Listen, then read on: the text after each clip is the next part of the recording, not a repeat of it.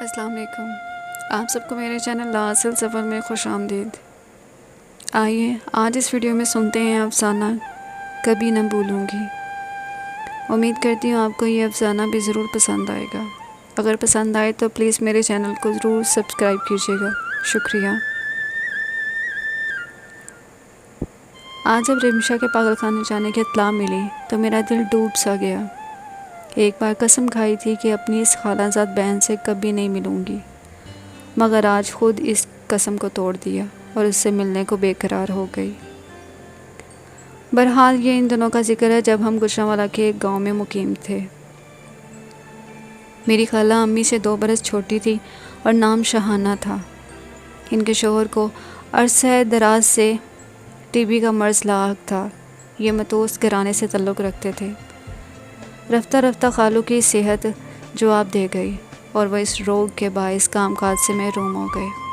وہ سارا دن بستر پر پڑے رہتے، بیوی اور بچیاں خدمت کرتی۔ ذریعہ آمدنی کوئی نہ رہا کہ کنبے کا سربراہ ہی بیمار تھا۔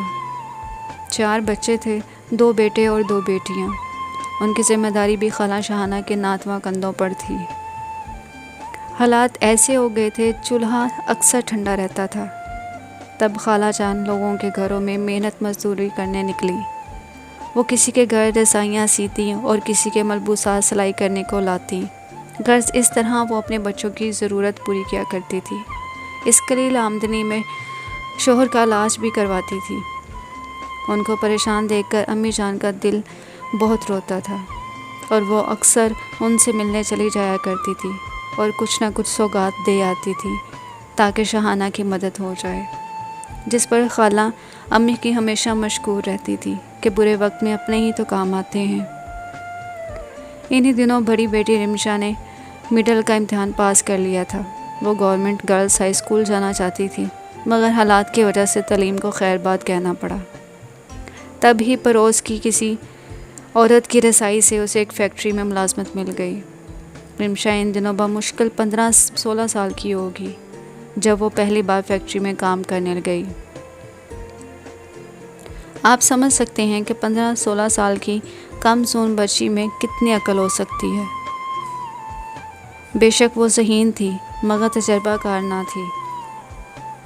زمانے کی اونچ نیچ کو بھی نہیں سمجھتی تھی، تبھی بھٹک گئی۔ بہن بھائیوں سے کم شکل تھی، وہ صرف قبول صورت تھی، جبکہ خالہ جان کے باقی 3 بچے تو خوبصورت اور گورے چٹھے تھے۔ خدا جانے رمشا کس پر چلی گئی تھی۔ رنگت سانولی مگر قد کاٹ شاندار تھا۔ اس کو بچپن سے ہی کمپلیکس تھا کہ وہ خوبصورت نہیں ہے۔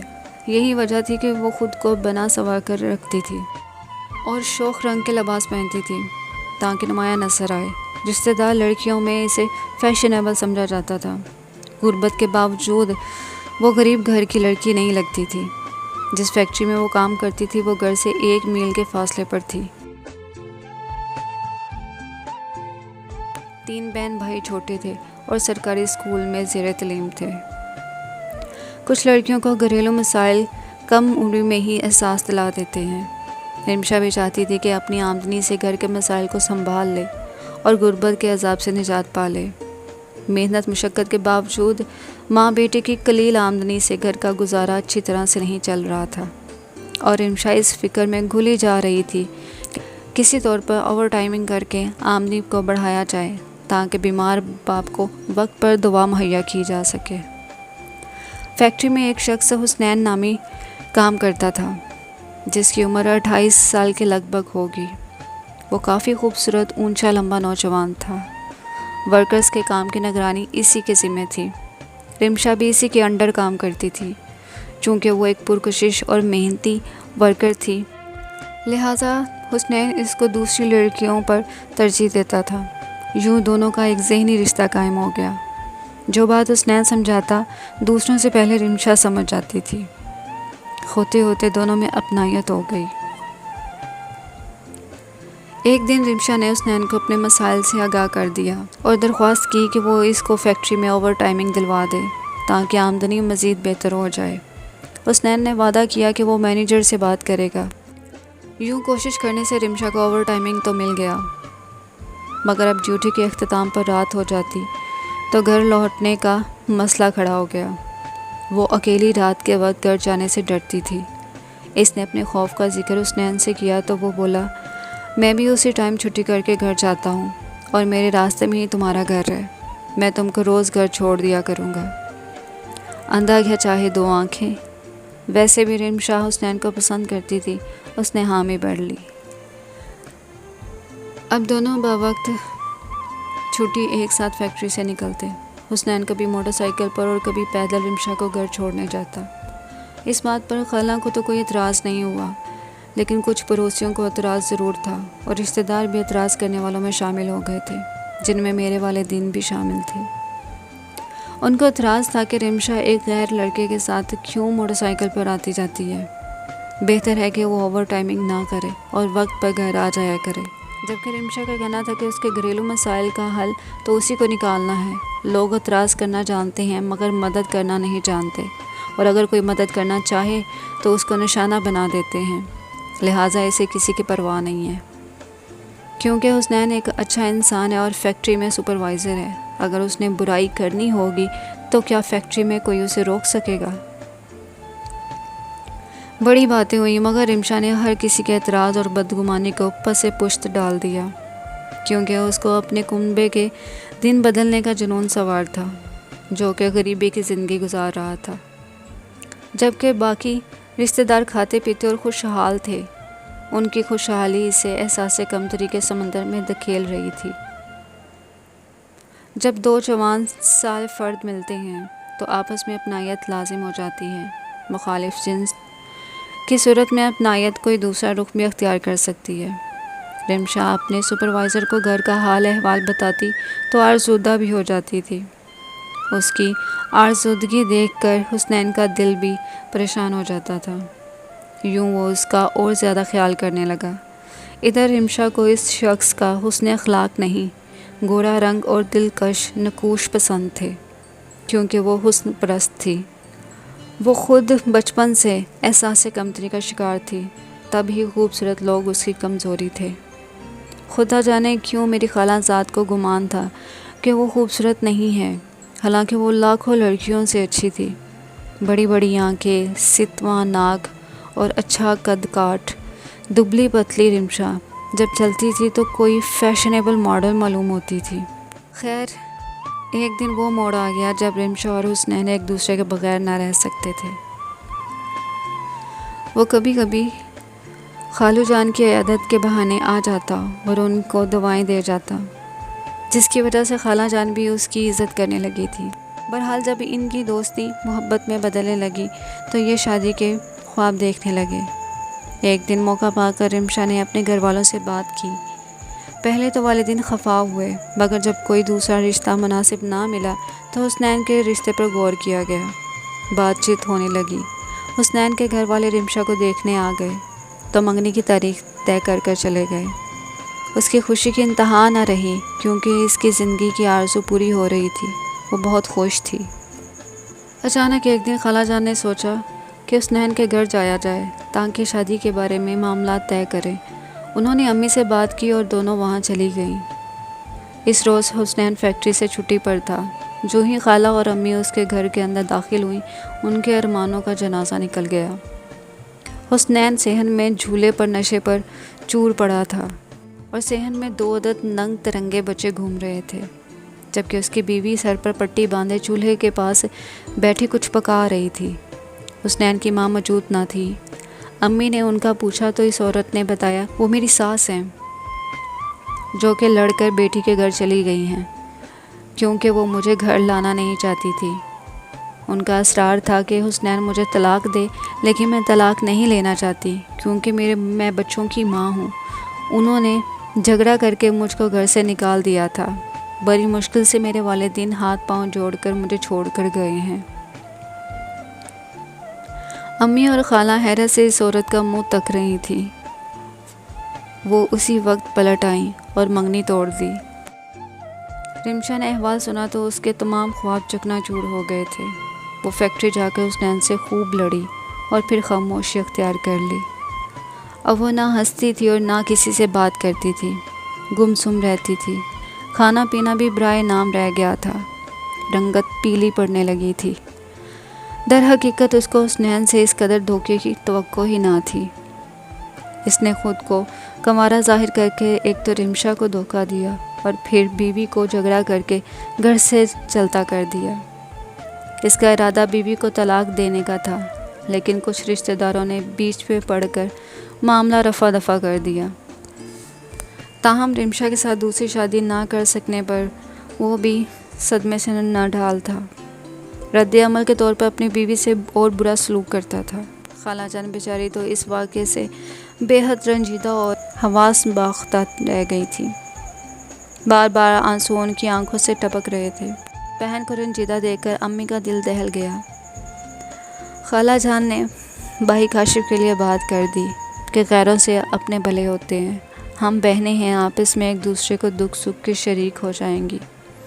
خالہ تو دل سے چاہتی تھی، مگر رمشا نے یہ کہہ کر انکار کر دیا کہ کاشف خوبصورت نہیں ہے اور اس کا قد بھی چھوٹا ہے، جبکہ مجھے ایسے جیون ساتھی کی آرزو ہے جس کا قد لمبا ہو اور وہ خوبصورت بھی ہو۔ ہم لوگ کیونکہ گاؤں میں رہتے تھے، لہٰذا رمشا کو یہ بھی اعتراض تھا کہ ہم شہری لوگ نہیں ہیں اور گاؤں میں رہتے ہیں، اس لیے پینڈو ٹائپ لوگ ہیں۔ حالانکہ میرے بھائی کاشف سعودیہ میں رہتے تھے اور اچھی جاب کر رہے تھے اور ہمارے گھر کے حالات بھی بہت اچھے تھے۔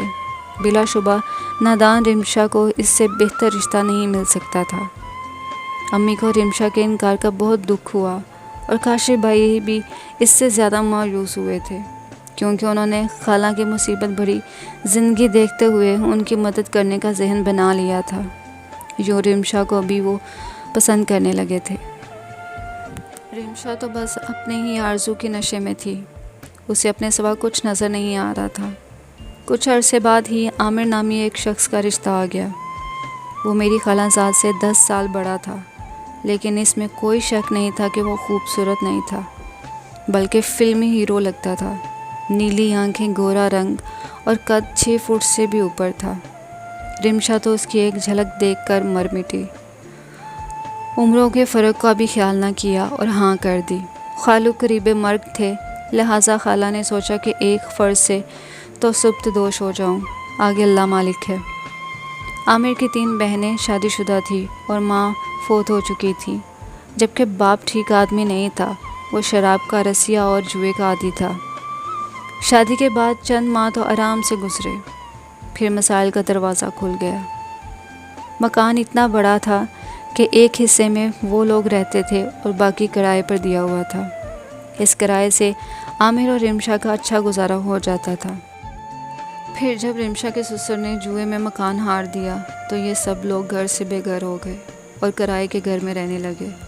رمشا نے اس بربادی سے بھی سمجھوتا کر لیا، کیونکہ وہ زندگی کے نشیب و فراز بچپن سے ہی سہتی آ رہی تھی۔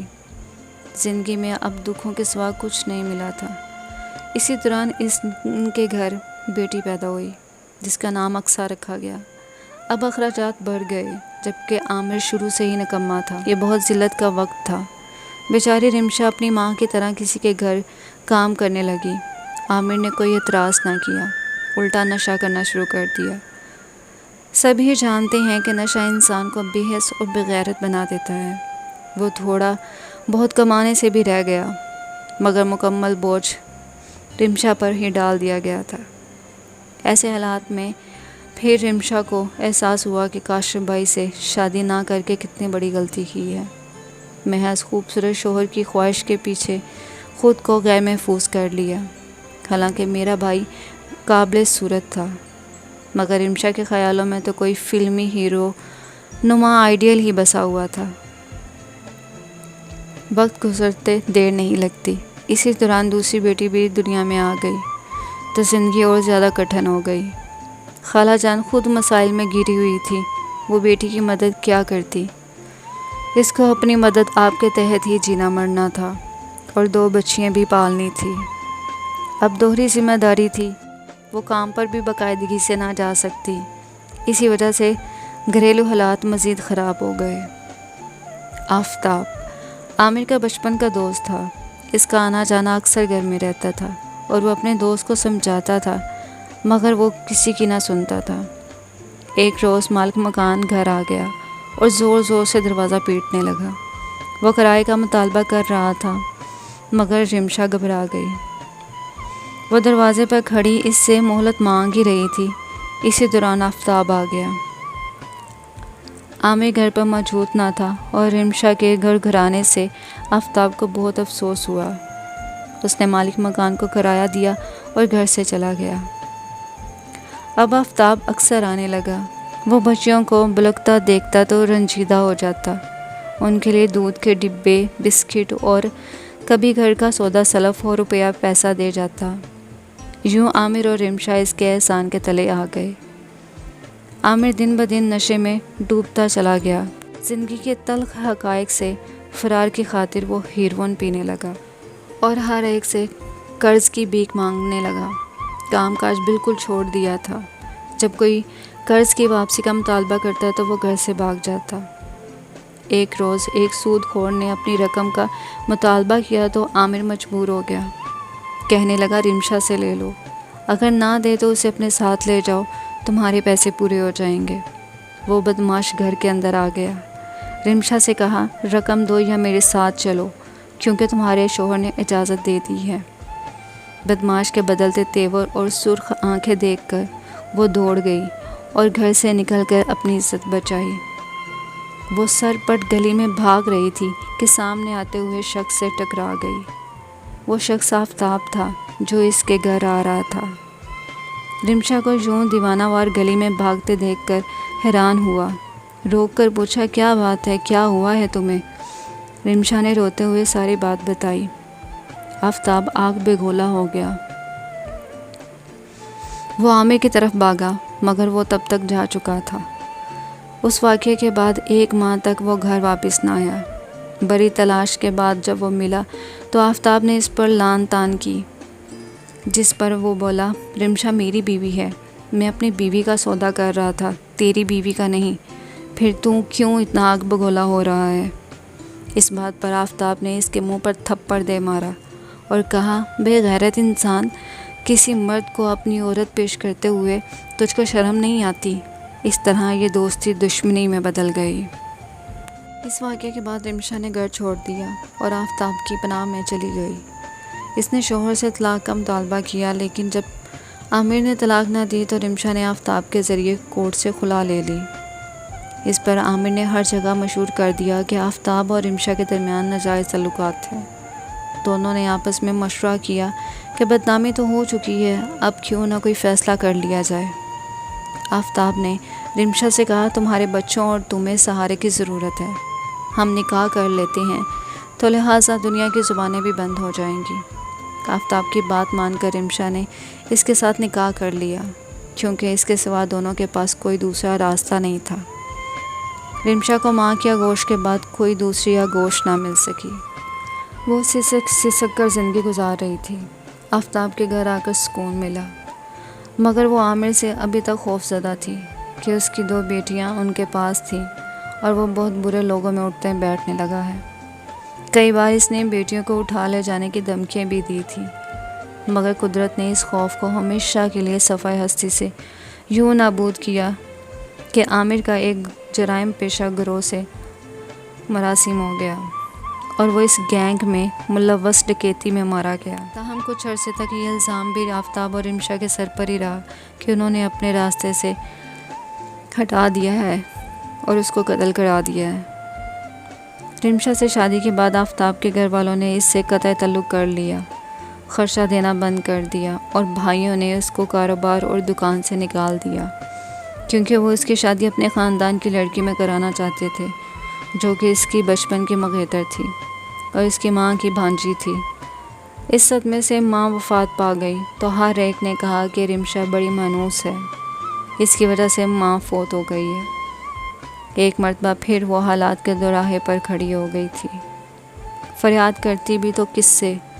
ماں بے بسی کی تصویر تھی، باپ کو ٹی بی نکل گیا، بہن بھائی اس کے دکھ بانٹنے کے قابل نہ تھے۔ اس جہاں میں اس کا کوئی نہ تھا سوائے امی جان اور کاشف بھائی کے، جن کو وہ اچھے وقت میں ٹھکرا چکی تھی۔ تب ہی میں نے قسم اٹھائی تھی کہ اس مغرور لڑکی سے میں کبھی نہیں ملوں گی۔ رمشا نے اپنے لب سی لیے اور اپنا ہر معاملہ خدا پر چھوڑ دیا، مگر شاید کچھ لوگ بری قسمت لے کر اس دنیا میں آتے ہیں۔ رفتہ رفتہ حالات بگڑنے لگے۔ آفتاب کا سب سرمایہ بھائیوں کے قبضے میں تھا، وہ کوئی بزنس بھی نہیں کر سکتا تھا، اور بھائیوں کی یہی شرط تھی کہ رمشا کو طلاق دو پھر روپیہ پیسہ دیں گے۔ اب رمشا اور آفتاب میں اکثر جھگڑے رہتے تھے۔ آفتاب کہتا کہ تمہاری وجہ سے میرا خرچہ بند ہوا ہے اور اس حال پر آ گیا ہوں۔ عامر نے کبھی بھی اس پر ہاتھ نہیں اٹھایا تھا، مگر آفتاب نے یہ حد بھی پار کر دی۔ وہ اسے بار بار پر مارتا۔ 4 بچوں کی زنجیر نے رمشا کو لاچار کر دیا تھا۔ آفتاب اب ستیلے بچوں پر ظلم کرتا اور وہ کسی سے شکوہ نہ کر سکتی تھی، کیونکہ یہ کانٹے خود اس نے اپنی راہ میں بچھائے تھے۔ وہ ہر پل اپنی قسمت کو کوستی۔ اپنے پرائے سبھی نے اس سے منہ موڑ لیا تھا۔ ان کے نزدیک وہ شوہر کی قاتل اور ایک بد چلن عورت تھی، جو محبوب کی خاطر گھر چھوڑ گئی تھی۔ وہ گہری دلدل میں پھنس گئی تھی۔ اب رونے دھونے اور سسکیوں کے سوا کوئی چارہ نہ تھا۔ پہلی والی ہمت بھی نہ رہی تھی کہ حالات کا ڈٹ کر مقابلہ کرتی۔ ادھر آفتاب کی اجازت نہ تھی کہ کسی سے ملے یا کسی کے گھر جائے۔ گھر کے اندر گٹ گٹ کر وہ ذہنی مریض بنتی جا رہی تھی۔ جب کوئی حل نہ نکلا، وہ بھوکی پیاسی گھر میں بسترے مرگ پر پڑی موت کا انتظار کرنے لگی۔ تبھی ایک روز خالہ شہانہ جا کر اس کی دونوں بچیوں کو لے آئی، کیونکہ پڑوسیوں نے ان کو فون کیا تھا کہ تمہاری بیٹی اور داماد میں بہت جھگڑا ہوتا ہے، لہٰذا بیٹی کے پہلے خاوند کی بیٹیاں لے جاؤ، ایسا نہ ہو کہ ان بچوں کو کوئی نقصان ہو، کیونکہ یہ بھوکی پیاسی رہتی ہیں۔ آفتاب کی 2 بچیاں اس کی بڑی بہن آ کر لے گئی اور رمشا گھر میں اکیلی رہ گئی۔ اب اس کے رونے کی آوازیں آتی اور پڑوسی سن کر افسوس کرتے۔ رفتہ رفتہ وہ چیخنے چلانے لگی اور اس کو دوڑے پڑنے لگے۔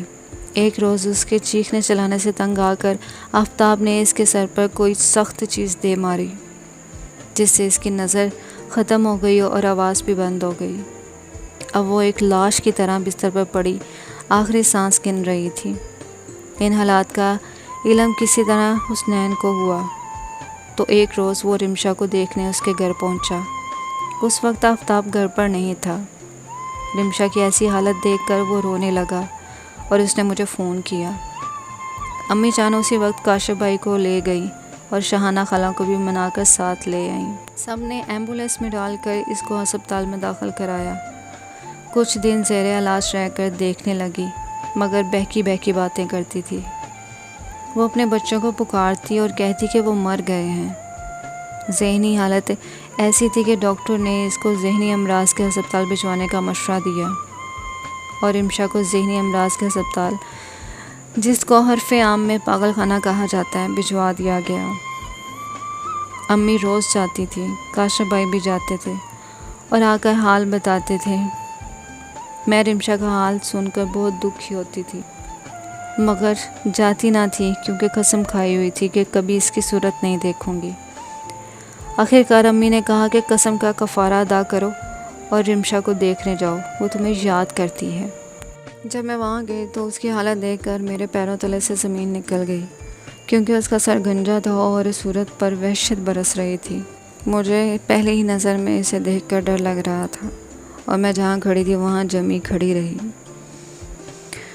تاہم اس نے چھلانگ لگا کر مجھے پکڑ لیا اور میرے گلے سے چپٹ گئی۔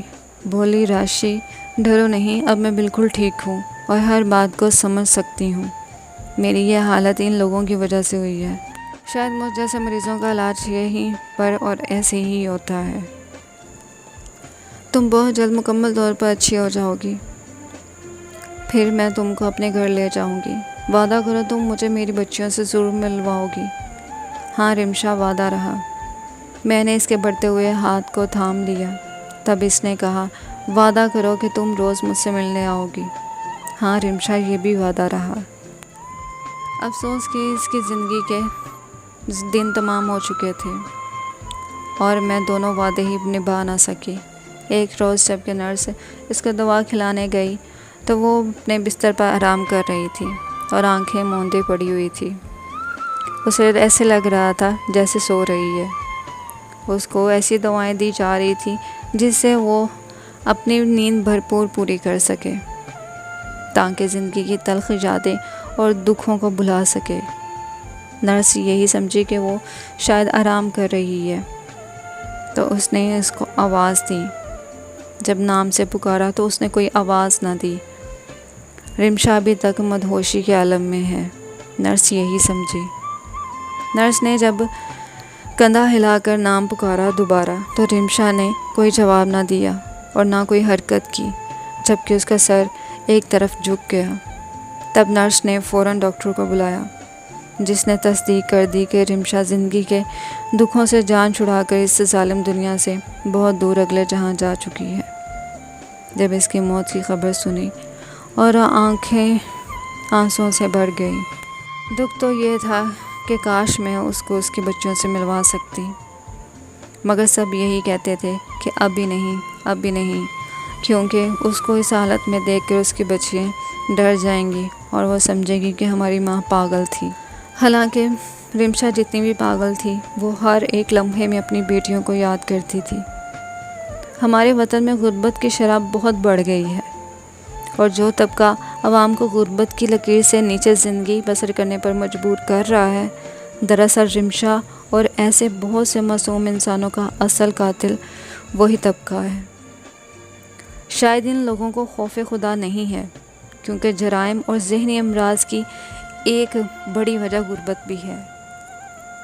رمشا کی 2 بیٹیاں خالہ کے پاس ہیں اور 2 بیٹیوں کا پتہ نہیں۔ یقیناً ان کو ان کے ددیال والوں نے ہی پالا ہوگا، کیونکہ 2 بیٹیاں جو تھیں وہ آفتاب کی اپنی تھیں، لہٰذا خالہ نے اس سے ملنے کی کوشش نہیں کی، کیونکہ وہ آفتاب سے کوئی بھی واسطہ نہیں رکھنا چاہتی تھی۔ خدا ایسی تقدیر کسی کی بھی نہ بنائے جیسی رمشا کی تھی۔ امی اور خالہ اکثر کہتی ہیں تو میں سوچتی ہوں کہ اگر رمشا میرے بھائی کاشف کا رشتہ قبول کر لیتی تو کیا پھر بھی اس کی تقدیر ایسی ہی ہوتی؟